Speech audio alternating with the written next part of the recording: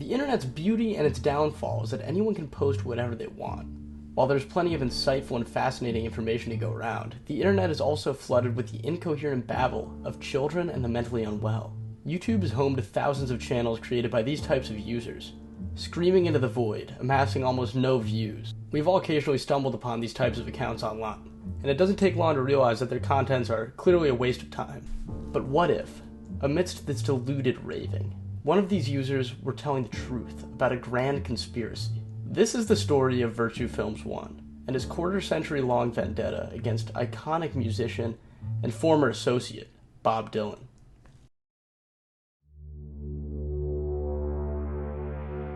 The Ivory Door.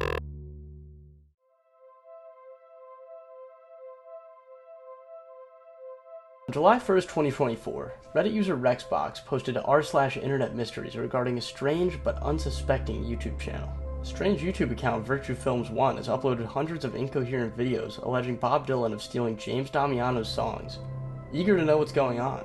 Rexbox seems concerned about the mental well-being of the channel's owner, and it's not hard to see why. The channel features an obsessively dedicated 12-year-long catalog of videos related to a man named James Damiano being allegedly plagiarized by Bob Dylan. Rexbox goes on to highlight that there are over 600 videos, most covering Damiano's legal battle against Dylan, although some are far more disturbing and inscrutable, such as a video with no audio depicting someone's feet being submerged in bugs. For your viewing pleasure, I've decided to blur the video, but you can find it for yourself if you really want to.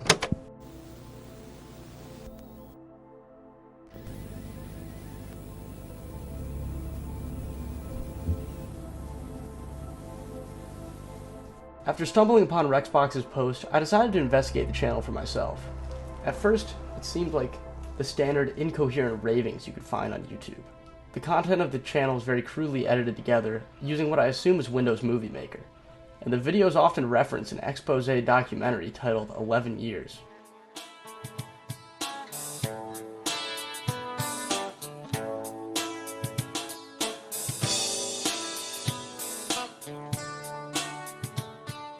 There are more videos showing a wide range of strange evidence that Dylan plagiarized Damiano's work.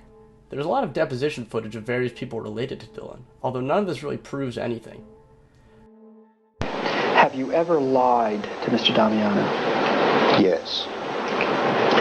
And can you list for me the times that you lied to him? Many times, not many times, but on those occasions when he would ask me, could I pass on something to Mr. Dylan? I may have said to him, I'll try and pass it along, or words to that effect. Footage of squirrels with no audio. Videos of a man I assume to be Damiano making sweeping claims regarding Dylan, and other miscellaneous footage. One common claim made by Virtue Films 1 that this whole fiasco between Bob Dylan and Damiano is the most important ongoing First Amendment issue of the 21st century. Despite my lack of faith in Virtue Film 1's sanity, I found myself obsessed with wanting to know more. How could someone be so dedicated to posting about this subject for 12 years if there was no ounce of truth to what they were saying? So, I set out to get to the bottom of this.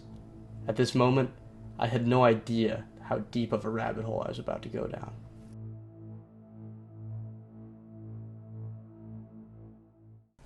In order to get to the bottom of this mystery, I'd have to first get to the bottom of who's running this channel. An obvious answer, and where I started searching, was James Damiano himself. I went back to the Reddit post and noticed that the user in the replies found a post on a legal forum in 2016 referencing Damiano. The poster, using the Virtue Films username, claims that Damiano is her boyfriend and that a gag order was placed on him by Dylan's legal team to prevent him from speaking out about Dylan's plagiarism. Often, when a mentally ill person's warped perception of the world is not affirmed, they use terms like these to imply that they are telling the truth and being punished for it. This information, along with some video content on Virtue Films 1, leads me to believe that these accounts are run by a woman named Christine, who appears in the videos and has a similarly obsessive social media presence.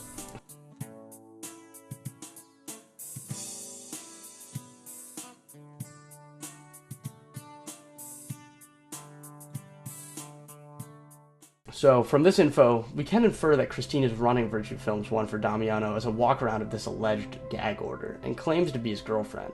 A user in the Reddit post replied with a link to Christine's Quora account, and my findings were concerning.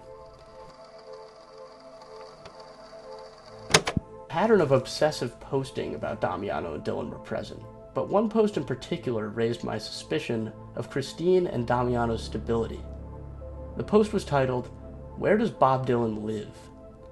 The text content of this post included a few paragraphs which also get copy-pasted into the description of every single Virtue Films YouTube video.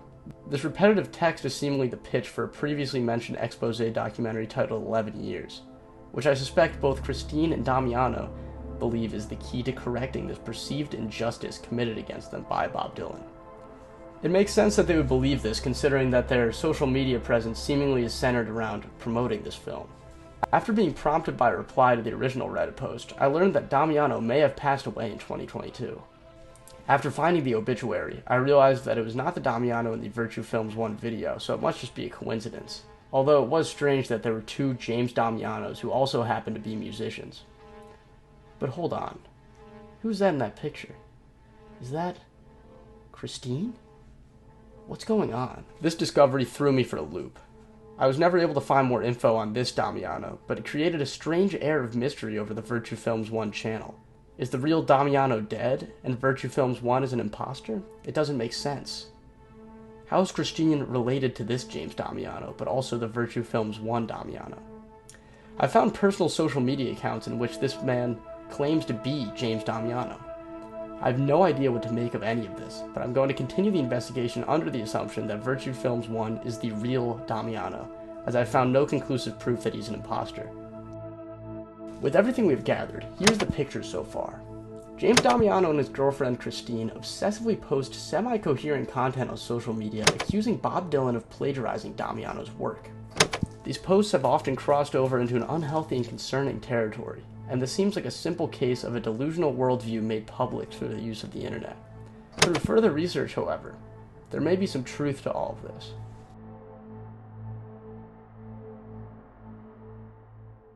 We have finally arrived at some official, genuine documentation that could explain Virtue Film 1's posts.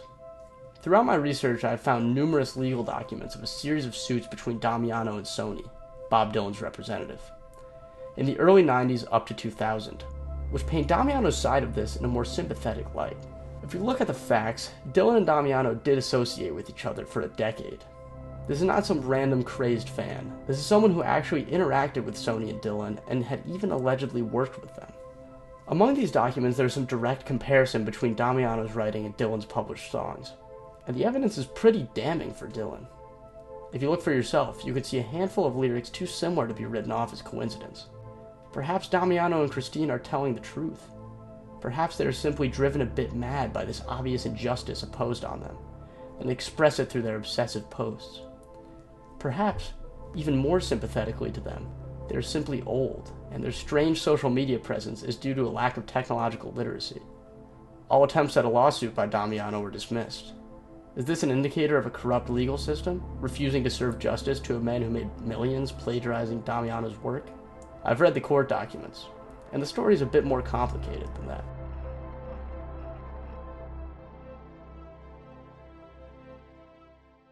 Although Damiano's side of the story is compelling, his conduct in attempting to sue Dylan paints the full picture as to why he never got the justice he so fervently desires. Paraphrasing my findings in the court documents, the court describes Damiano's behavior during the suits as the following. Damiano represented himself throughout all suits up until the last one in 2000, an extremely ill-advised legal decision. The court describes Damiano as chameleon-like. Damiano lied to the court about his home address, promised to the court that he would cease publishing confidential information to the internet, and then continue to do so. He was viewed by the court of conducting the suit in bad faith, and most damning of all, Damiano fabricated quite a bit of the evidence as an attempt to strengthen his stance. Despite the fact that Damiano had a solid bit of evidence between his song Steel Guitars and Dylan's Dignity, his conduct in court and incessant lying got his case dismissed forever. The court's attempt to halt Damiano from releasing confidential information of an ongoing trial explains the perceived gag order, which Virtue Films 1 still fervently posts about. The first is the right to free speech. We are not an authoritarian nation where we silence people or squash dissent. We are not an authoritarian nation where we silence people or squash dissent.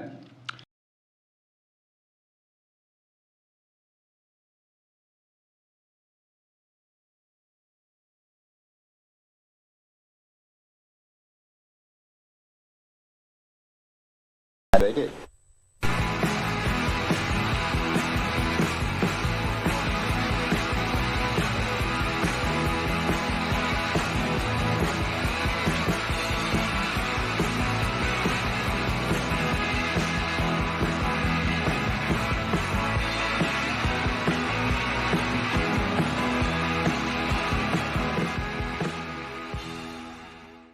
Although there are some unsolved questions, such as what the obituary exactly means, I think we have found enough evidence to piece together the most likely story. This is a story of a man who may have actually been wronged, but his inability to contain his self-destructive actions during the lawsuits most likely destroyed any chance of him getting justice.